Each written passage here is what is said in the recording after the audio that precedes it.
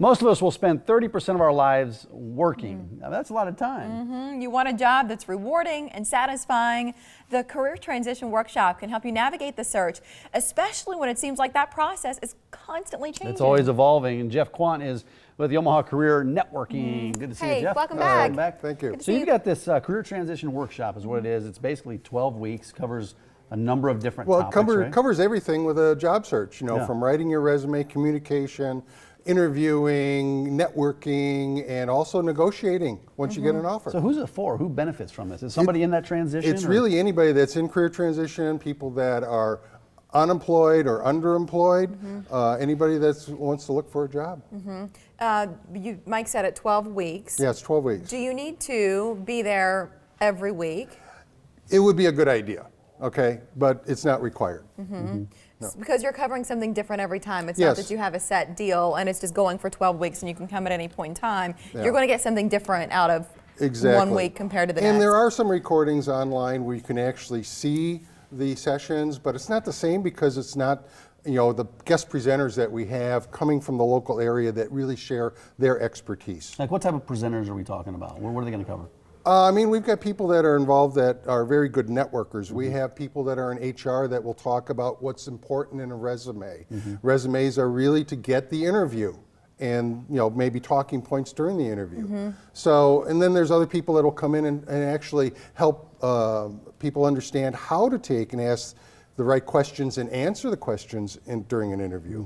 So, spend a minute on resumes, Jeff, because people will say, well, here's the formula. It shouldn't be longer than this. You shouldn't say these things. You should use this tense. You should, all of these rules. Then how are you selling yourself when you've stripped it down to sort of meet those parameters? How does anybody know that you're any different than the last person or the next person they'll check out? That's one of the things that we say is that you don't take and put the duties and responsibilities in your work experience. You want to take and put in those Dragon Slayer stories that will separate you from anybody else with that same title. Dragon Slayer stories. Yeah. What do you mean? Where you made money, saved money, did things better than somebody else. You're it's tooting percentages. your own horn. Yeah, it's any kind of recognition that you may have received. You're putting that on a resume. Yeah, because that's really what they want to look at. If you take and say, I've actually increased sales 200% in the first 6 months that I worked at someplace, that's what they want to see. Or if you say, save 30% on these expenses. Those are tangible numbers that people will ask, then more questions and follow up in an interview. And maybe career awards and recognitions are important as well. Yeah, that's true too. Do you have a tip? I guess, people may not be able to make it to this workshop. Somebody out there watching, do you have one tip to get a job? They're looking for a job. Is there one thing that you say that maybe gets overlooked a lot by people seeking for work? Well, one of the things that we teach in our group, that we meet year round, is that 80% of the jobs are never advertised. The way to actually find them is through networking. And really the last thing you want to do is apply online, because that actually has the worst percentage of success for anybody. But it's so easy, and you see that online application. But it's only got a 5% success rate. So what do? You walk your resume down to the office? Or well, that is actually a higher percentage rate. Yeah. But some places say, don't come see us and don't call us. True. Are you not supposed to follow that lead? Well, that's where you try to use your networking connections to take and find a way to get in to see the hiring manager, would be your ultimate boss, or even the recruiter, which is the HR department. Okay, because sometimes they can help flag your application so that they will give it more scrutiny than the 5 to 10 seconds that they would if you go through the online application process. You do these workshops occasionally. How often do you do them? Once or twice a year.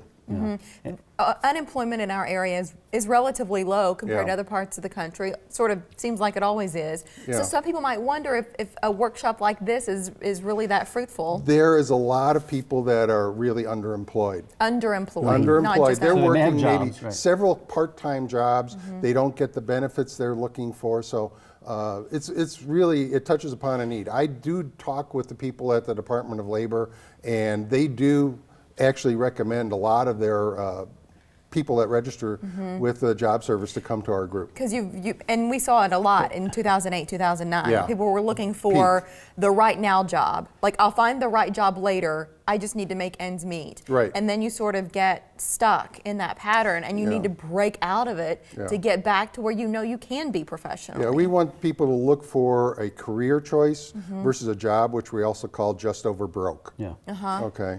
So, Well, career- but you need that sometimes. Career is in the name. And It is. and that's the information right there. Do you have any? What success? Have you been able to follow up with any of these participants? And I find out actually, some of success them ones? actually do come back and communicate back with us. I don't have any hard and fast percentages, but I would say that out of any workshop that we've run, we usually get up to 50% of the people that actually say, "Hey, thanks, we actually landed," or the information was extremely helpful. Well, you should really sign up for that. I mean, the registration. You got. Well, there's no registration. They You don't- you can basically just show up? They just have to show up, and there's no cost. No cost, though. Donations are accepted if you want that optional workbook, and that'll make sense for some people. So we see it's at Christ Community Church. Is this a religious-based workshop, Jeff? Christ Community Church does offer us the room. We are a ministry, but not, let's say, we don't focus on evangelizing. That's not our point. Yeah. But we do say that, God put you in this place and we're here to help. The phone number, in case you have any questions at all, it's 402-915-3899, a 12-week series, and it all starts on March 7th. Jeff, good to see you again. Nice Thank seeing you you. too. Yeah, good Thank tip, you, by the Jeff. way. Season 2.